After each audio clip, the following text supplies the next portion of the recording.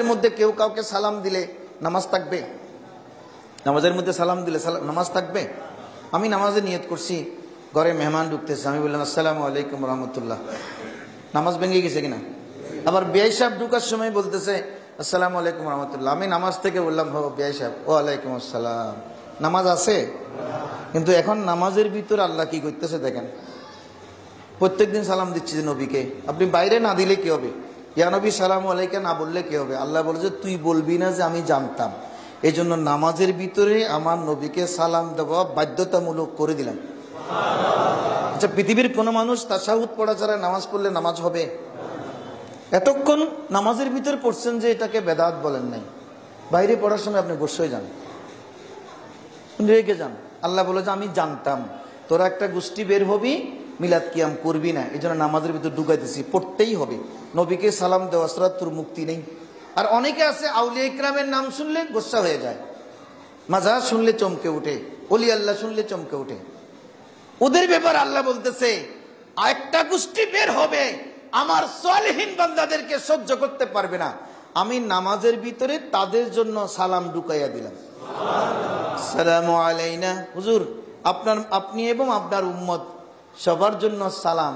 ওয়া আলা ইবাদিল্লাহিস সালিহিন, স্পেশালি যারা আমার সালেহীন বান্দা। হুজুর সিদ্দিক আকবর, ফারুক আজম, উসমান গনি জিন্নুরাইন, তামাম সাহাবায়ে کرام, গৌসে পাক আব্দুল কাদের জিলানী, খাজা গরিব নওয়াজ আজমেরি, হুজুর আলী হিজবিরি, বাবা শাহে আমানত সহ পৃথিবীর যত সালেহ বান্দা পৃথিবী থেকে প্রস্থান করেছেন তাদের সকলের উপরে আমি আল্লাহর সালাম। আল্লাহ দিচ্ছে যে, আপনি না দিলে কি হবে? সালেহীন মানে কি? আমরা বলি না বড় সালে মানুষ, ভালো মানুষ।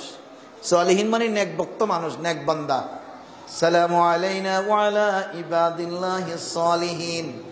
ইবাদিল্লাহিস সালিহিন মানে আপনি ট্রান্সলেট এটার অর্থ, আত্তাহিয়াতুর অর্থ ইয়েতে খুঁজে পাবেন না। কোথায়? ওই যে আমাদের যে ওজিফাগুলো আছে ওখানে এটা উচ্চারণ দিয়ে দিয়েছে, অর্থ দেয় নাই। সবখানে দেখবেন উচ্চারণ দিয়েছে, অর্থ দেয় নাই।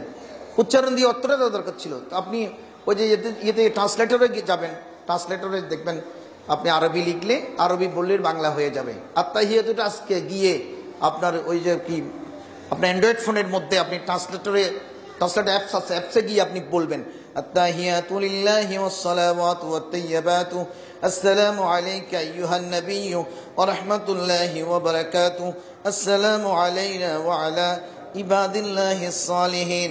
পাশে দেখবেন বাংলা তরজমা হচ্ছে, তরজমাটা পড়ে দেখবেন আমার সাথে মিলে কিনা।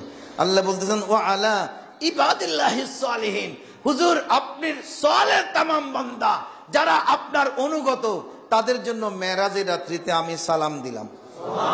সালাম মানে শান্তি, সালাম মানে কি? আপনি শান্তির দূত, শান্তিটা নিয়ে যান। সুতরাং আপনাকে যারা মানবে পৃথিবীতে তারা অশান্তিতে থাকবে না, হাসরের ময়দানে তারা চিরশান্তির জায়গায় জান্নাতে থাকবে।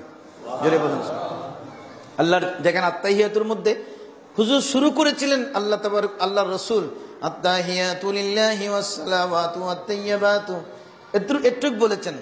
আর আল্লাহ বলতেছেন আসসালামু আলাইনা, একেবারে শেষ পর্যন্ত আত্তাহিয়াতু লিল্লাহি ওয়াস সালাওয়াতু ওয়াত তাইয়্যিবাতু আসসালামু আলাইকা আইয়ুহান নাবিয়্যু ওয়া রাহমাতুল্লাহি ওয়া বারাকাতুহু আসসালামু আলাইনা ওয়া আলা ইবাদিল্লাহিস সালিহিন। জোরে বলুন সুবহানাল্লাহ। আল্লাহ এবং রাসূলের সাথে কথা হচ্ছিল। এই পর্যায়ে যাবার পরে লক্ষ লক্ষ ফেরেশতা চতুর্দিকে ঘিরে রেখেছেন। কারণ রাষ্ট্রপতির সাথে যখন রয়্যাল গেস্ট দেখা করে তখন দেশের সিকিউরিটি ফোর্স অ্যালার্ট থাকে, চতুর্দিকে তারা একেবারে সবসময় অ্যালার্ট থাকে। আল্লাহর সান্নিধ্যে যখন দুজাহানের দুলহা গেলেন, লক্ষ কোটি ফেরেশতা আরশ আজিম ঘিরে রেখেছেন। তারা দুজনা কি কথা বলতেছেন এটা শুনতে পাচ্ছেন, এরা শুনতেছেন, দেখতেছেন। আল্লাহর নবী আল্লাহর জন্য সমস্ত প্রশংসার খাজানা পেশ করলেন।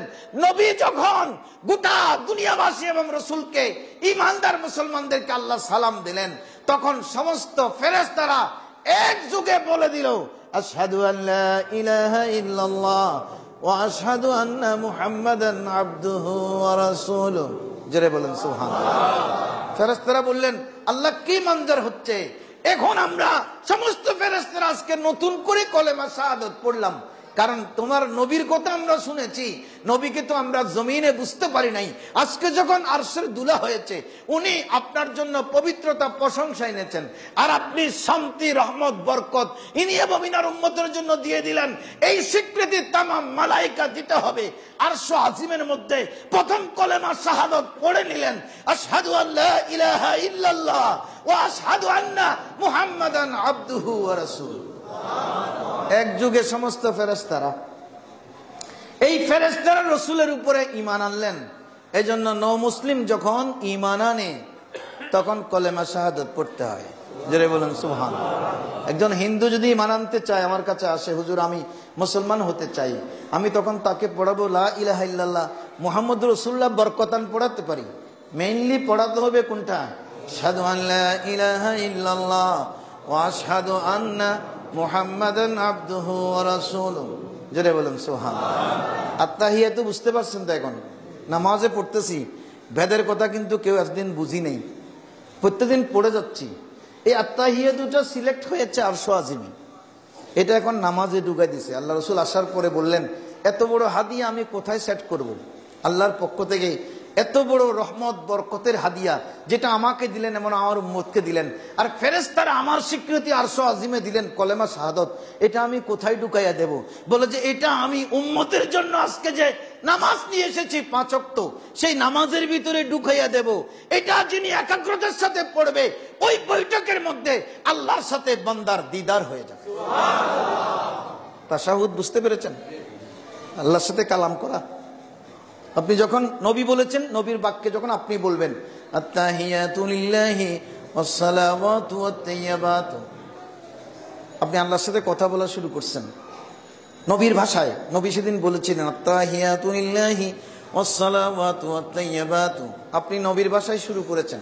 আর তখনই আল্লাহ আরশ থেকে নাকি বান্দার সাথে কথা বলা শুরু করে, সালামু আলাইকা আইয়ুহান নাবিয়্যু ওয়া রাহমাতুল্লাহি ওয়া বারাকাতুহু, সালামু আলাইনা ওয়া আলা ইবাদিল্লাহিস সালিহিন।